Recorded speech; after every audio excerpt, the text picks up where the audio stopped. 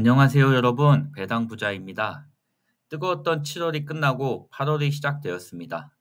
이 기간은 대한민국 모든 사람들이 휴가를 많이 가는 시즌인데요. 자, 이번 주 코스피에서는 무슨 일이 있었는지 함께 살펴보겠습니다. 잘 나가던 코스피가 2주 정도 조정을 받는 모습이더니 금요일 아주 큰 폭으로 하락하였습니다. 주봉으로 봐도 파란 막대가 큼지막하게 그려졌는데 하루 종일 약세를 나타내고 오후로 가면서 낙폭이 더 커졌습니다. 저는 휴가 중이었는데 장 초반에 하락하기에 그래도 8월인데 오후에는 회복하겠지라고 생각했습니다. 하지만 오히려 더 크게 떨어져서 놀랬습니다. 일주일이 아닌 하루에 마이너스 3.88%나 하락했습니다. AI 제미나이를 통해서 코스피 포인트 기준 하락 순위를 확인해 봤습니다. 오늘 하락이 역대 5번째 될 정도로 생각보다 큰 하락이었습니다. 물론 그때그때 종합 주가 지수가 다르기에 퍼센트로 보면 하락률이 다르기는 하지만 정부가 코스피 5천을 목표로 한다고 하던 순간이라 체감 하락률은 더 크게 느껴지고 있습니다. 관세 협상으로 수혜가 예상되는 조선주에 해당하는 한화오션을 빼고는 대부분 주식이 시퍼렇습니다. 제가 주로 투자하는 금융주도 그렇고 지주사, 전기, 전자, 운송, 장비 이건 그냥 다 하락이 큽니다. 대표적인 한국의 휴가철인데 마음 편히 휴가를 가야 하는 시국에 여러 가지 악재가 너무 많은 한 주였습니다. 사실 최근 세 달을 살펴보면 새 정부에서 코스피 5천을 달성하겠다고 이제 정책을 추진하면서 많이 오르긴 했습니다. 삼성전자, SK하이닉스 20% 후반에서 30% 중반 그리고 화면에서 보시다시피 대부분이 붉은색을 이루고 있고요. 파란색으로 하락한 업종이 그렇게 많지 않았습니다. 하지만 이번 주에 일어난 사건들을 보면 앞으로 몇 개월 정도는 좀 어려운 시간이 올 수 있지 않을까 조심스러운 생각이 들고 있습니다. 저와 같은 투자자들이 답답한 부분을 이 표에서 찾을 수 있지 않을까요? 전 세계가 다 하락하는데 우리만 떨어지지 않으면서 버티기는 힘들다고 생각합니다. 근데 유독 우리 코스피만 많이 하락하는 부분은 이해하기가 힘들다는 겁니다. 유럽이 많이 빠지기는 했지만 마이너스 3% 이내이며 미국도 나스닥은 마이너스 2% 초반, S&P 500은 마이너스 1.6% 수준으로 하락했습니다. 다른 아시아 국가들도 약보합 수준으로 마감했습니다. 이는 오늘 있었던 세제 개편안 때문이라는 평가가 많이 있습니다. 좋은 방향으로 가야 개편이고 개선이지 결과가 좋지 않게 예상되면 개악이라고 해야 하지 않을까요? 코스피 5천 공약을 낼 건 정부의 자본시장 세제 개편안인데 새롭게 배당 소득 분리 과세를 도입하기로 결정했지만 당초 시장이 기대하던 수준에선 요건과 효과 모두 후퇴했다. 이런 평이 지배적입니다.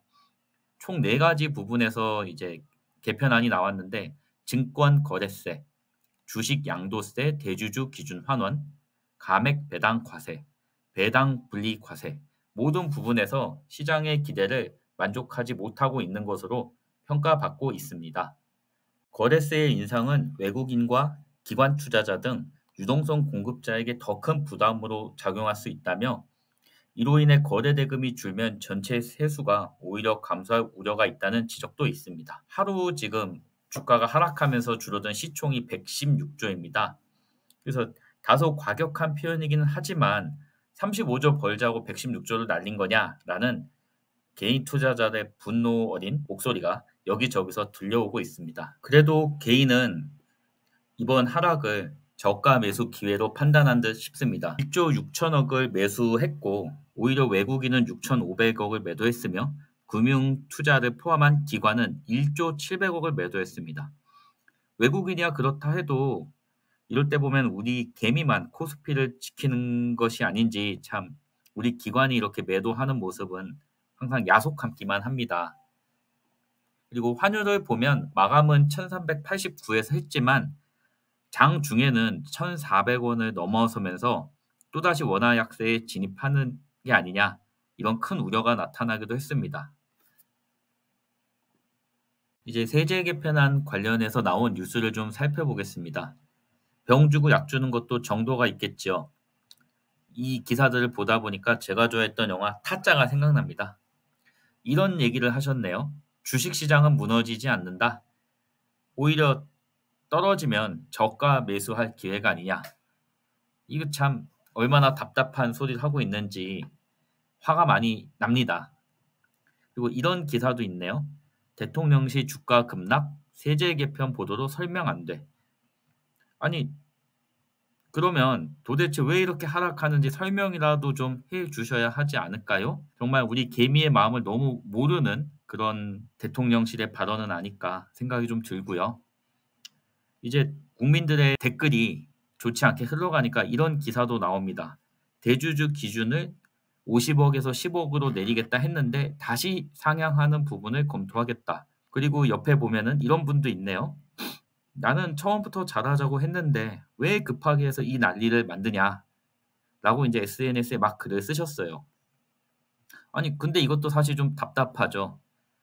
처음부터 머리 좋은 사람들이 모여서 잘 만들면 될 걸, 이제 와가지고 뭐 대책을 만들고 수습한다고 이러시는지, 정말 짜고 치는 고스톱은 아닌가. 이런 좀 답답한 마음이 많이 들었습니다. 하지만 이제는 시대가 바뀌었습니다. 억울한 일이 생기면 참고 기다리기만 하는 그런 개미들이 아닙니다. 그냥 묵묵히 매수하면서 보고만 있지 않습니다. SNS를 통해서 소통하고 국민청원과 같은 제도를 통해서 선거가 아니더라도 투자자의 민심을 적극적으로 표현합니다. 화면에서 보시다시피 이제 불합리한 제도를 주도하고 있는 국회의원에 대해서는 제명을 하자는 청원이 등장했고요.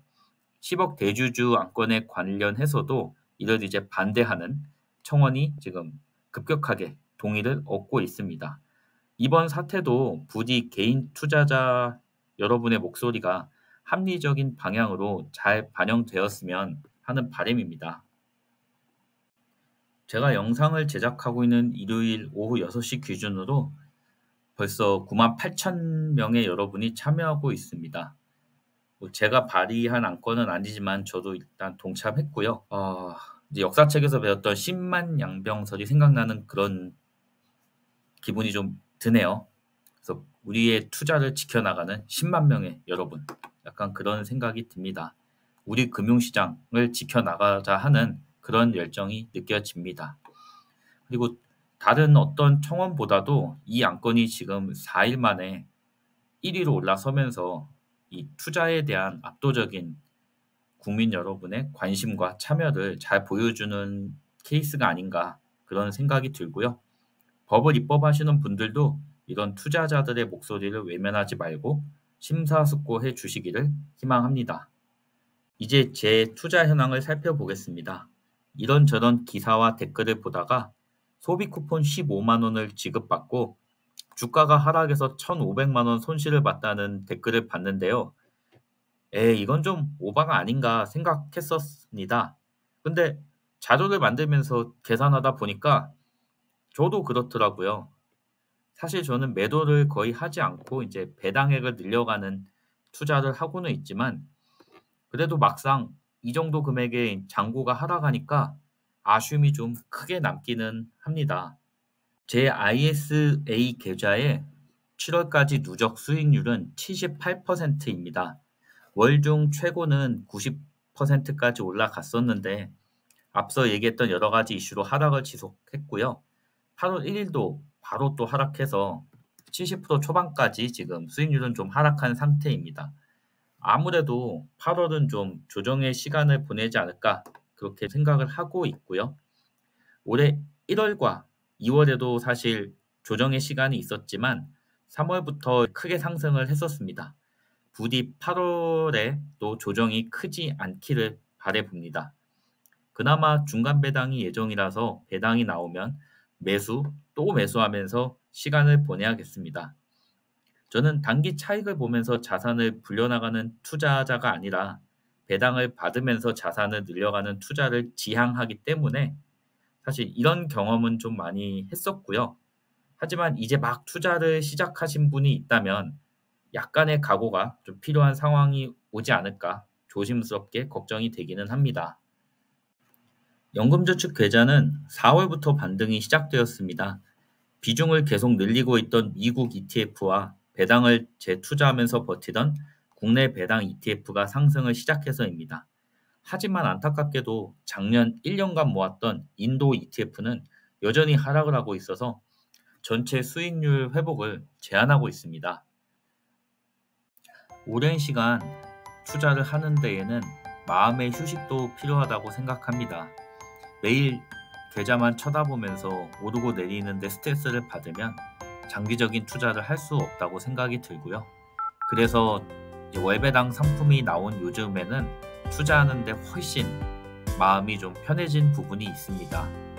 자, 여러분, 7월과 8월은 휴가가 많은 기간이고 8월 중순에도 이제 휴일이 있기 때문에 천천히 쉬면서 투자를 임하는 나의 마음을 다시 한번 돌아봤으면 합니다. 다음 영상으로 또 뵙겠습니다.